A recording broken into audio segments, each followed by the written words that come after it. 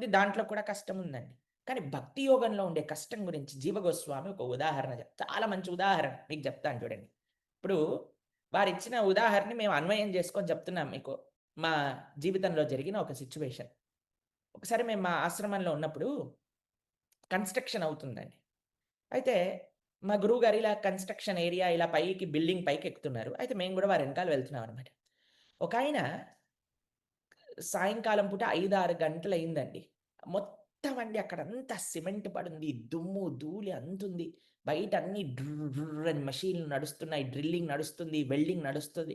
వాటి మధ్యలో ఒక సిమెంట్ బ్లాక్ ఉంటుంది చూడండి. సిమెంట్ బ్లాక్ పెట్టి పడుకున్నాడండి. పడుకొని ఇలా పెట్టుకొని ఫోన్‌లో ఏవో మాట్లాడుతున్నాడు. ఎంత ఆనందంగా ఉన్నాడంటే అంత ఆనందంగా ఉన్నాడండి. సరే అని మా గురువుగారు ఎళ్ళిపోయాక ఆయనని పిలిచాను. "కहाँ से आए हैं आप" అంటే, "हम యూపీ से आए हैं" అన్నాడు. "యూపీ में कहाँ से" అనంటే, "हम वाराणसी से आए हैं" అంటే, "ఓహ్! హర హర మహాదేవ్." ఆ! ఎక్కడి అయితే "ఏం చేస్తున్నారు ఇక్కడ ఎప్పుడొచ్చారు" అనంటే, "ఏం లేదండి" హిందీలో చెప్పారనమాట ఆయన. "మేమిక్కడ కాంట్రాక్ట్ పని పైనొచ్చాము. ఇక్కడ ఈ కన్‌స్ట్రక్షన్ పని పైనొచ్చాము" అనంటే, "ఏం జేస్తున్నావు? ఇందాక అంత ఆనందంగున్నావు." "ఏం లేదండి మా పిల్లవాడు ఫోను జేశాడు. వాడితోని మాట్లాడుతున్నాను. స్కూలు నుంచొచ్చాడట గదా!" అనన్నాడు. అనంటే, చూడండి మీరు ఎక్కడి నుంచో దూరం నుంచొచ్చారండి సిటీకి, ముంబైకి. వచ్చి అక్కడ అంత కష్టపడి పని జేస్తున్నారండి. అసలు ఏం లేదండి. సిమెంట్ ఫ్లోర్ పైన ఒక సిమెంట్ బ్రిక్ పెట్టుకొని, పడుకొని ఎప్పుడైతే ఆ పిల్లవాడితో ఫోనులో మాట్లాడుతున్నారో ఆనందపడుతున్నాడు. ఎందుకో తెలుసా అండి? నాకు ఆ పిల్లవాడి పైన ప్రేమ గాబట్టి నేను కష్టపడి పంపిస్తున్నాను డబ్బులు. వాళ్ళు బాగుండటం కోసం నేను కష్టపడుతున్నాను. ఆ కష్టం బాధనివ్వదండి, ఆనందాన్నిస్తుంది. అలా ఈ భక్తి మార్గంలో పర్వతం ఎక్కాలండి. కానీ ఆ కష్టం కష్టం అనిపించదు. ఎందుకో తెలుసా అండి? ప్రేమతో ఎక్కుతున్నాం కాబట్టి.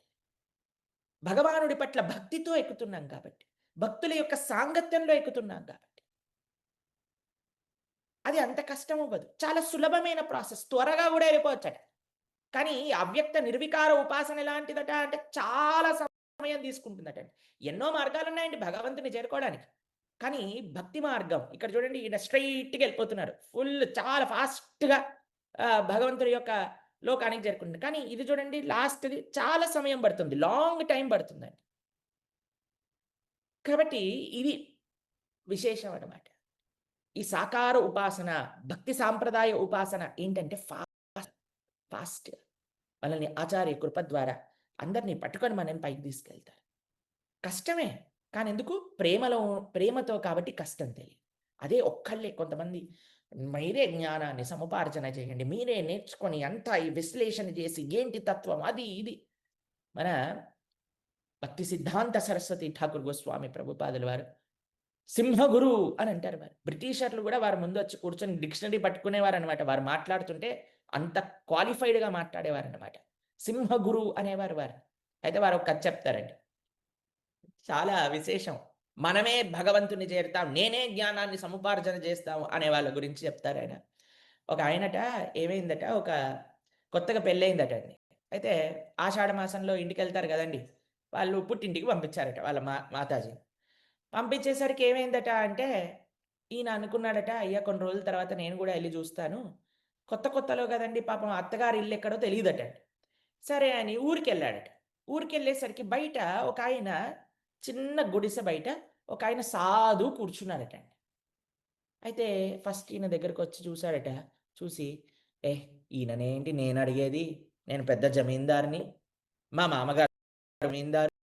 నేనెవరిని అడగను. అడ్రెస్ ఏంటో అని అన్నాడట. సరే ఎలా అడ్రెస్ చూస్తానబ్బా అని అటు ఇటు చూడంగానే ఒక పెద్ద బర్రెల మంద కనిపించిందట. కనిపించేసరికి మా మామగారికే బర్రెలున్నాయి మొత్తం ఊర్లో. అందరికంటే ఎక్కువ బర్రెలు. ఇంత పెద్ద గుంపు కనిపిస్తే అది మా మామగారిదే. కాబట్టి ఈ బర్రెను పట్టుకుంటాను. అది మా మామగారింటికి తీసుకెళ్తది అని ఒక బర్రె తోక పట్టుకున్నాడటండి. బర్రె తోక పట్టుకొని ఇలా లాగంగానే ఆ బర్రె తీసుకెళ్ళటం ప్రారంభం చేసిందట. ఈయన ఢామ్ అని కింద పడ్డాడట. పైన కింద బురదలోకి, మట్టిలోకి, మన్నులోకి, చెత్తలోకి లాక్కుంటూ, ఈడ్చుకుంటూ తీసుకెళ్ళిండట. తీసుకెళ్ళి చిట్ట చివరికి తీసుకెళ్ళిందండి. ఎక్కడ తీసుకెళ్ళింది? వాళ్ళ మామగారి ఇంటికి తీసుకెళ్ళంగానే, "వీడెవడురా మా బర్రెల్ని దొంగతనం చేయడానికి వచ్చిన వాడన్నాడు" అని ఇంట్లో ఉన్న వాళ్ళందరూ కర్రలు పట్టుకొని ఢామ్ ఢామ్ అని కొట్టారట. ఎందుకంటే మొత్తం బురదతో నిండిపోయారు గదండీ. తర్వాత "అయ్యా మామ, మామ, మామ" అనంగానే, "అయ్యో! అల్లుడు గారొచ్చారురా బాబు ఆపండి, ఆపండి, ఆపండి" అని మామ ఆపిచ్చి తర్వాత స్నానం బోయించి ఖాతిరదారీలు చేశారట. ఇలా నేనే తెలుసుకుంటాను అన్నవాడి పరిస్థితి ఇలా ఉంటుందట. కానీ భక్తి మార్గం ఎలాంటిది అనంటే, అయ్యా నేనెవరిని భగవంతుడిని తెలుసుకోవడానికి? ఆ! అజ్ఞాన తిమిరాంధస్య ఆచార్యుడు అనుగ్రహిస్తారు. మన గురువులు అనుగ్రహిస్తారు.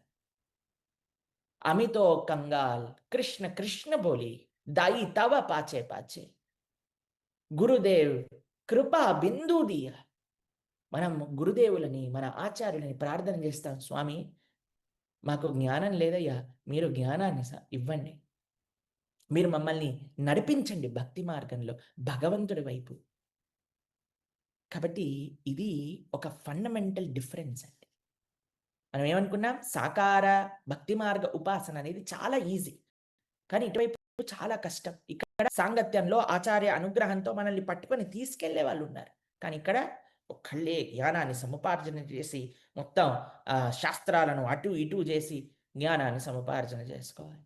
దాని తర్వాత ఇక్కడ ఇది ఫాస్ట్ క్విక్ ప్రాసెస్. కానీ ఇది టైమ్ టేకింగ్ ప్రాసెస్. మీరు చూడండి మీకో విషయం చెప్తాను. తత్వం అనేది కొన్ని విషయాల పట్ల డిపెండెంట్‌గా ఉంటుందండి. ఒకటి ఐడెంటిటీ. మన యొక్క స్వరూపం ఏమిటి? దీని పట్ల గూడా తత్వం ఉంటుంది. గమ్యం ఏంటి? గమ్యం ప్రకారంగా కూడా తత్వం విభజించి ఉంటుంది. కానీ మీకొక విషయం చెప్తాను. దుఃఖం అనేది కొంతమంది నా యొక్క స్వరూపం ఏంటండి? స్వరూపం ఏంటండి? అని ఆలోచించరేమో అండి. కొంతమంది నా గమ్యం ఏంటి? మానవ జన్మ తర్వాత నేను ఎక్కడికెళ్తాను అని కూడా ఆలోచించలేరండి. కానీ ప్రతి ఒక్కళ్ళు ఆలోచించేదేంటో తెలుసా అండి? దుఃఖం ఎందుకొస్తుంది? నాకెందుకు ఈ దుఃఖం వచ్చింది? నాకెందుకు ఈ కష్టాలొస్తున్నాయి? నేనేం పాపం చేశానని అని అంటూ ఉంటారు జనాలు. గుర్తుందా అండి మీకు? అందుకోసమని ఈ పాయింట్ తీసుకుందాం. దుఃఖం అసలెందుకొస్తుంది మనకి అని ఏం చెప్తుంది? వివిధ సాంప్రదాయాలు, వివిధ వివిధ తత్వములు ఏమంటున్నాయో ఒకసారి చూద్దాం మనం. మీకో విషయం చెప్తాను మీకు. దుఃఖము యొక్క సోర్స్ ఏంటండి? పాపం.